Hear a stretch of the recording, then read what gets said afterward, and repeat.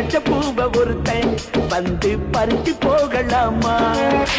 பறிச்ச பூவ அவனும் கண் முன் குதித்து போடலாமா? பூவத உதிர்வத பார்த்தா நினைச்சவ மனசு தாங்காதே. பொன்னவ கதர்வத பார்த்தா காதலன் மனசு தூங்காதே.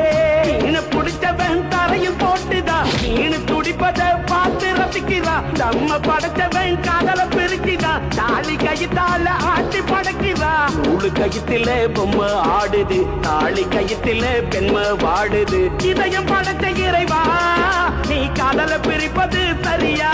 நீ காதல பிரிப்பது சரியா சரியா சரியா?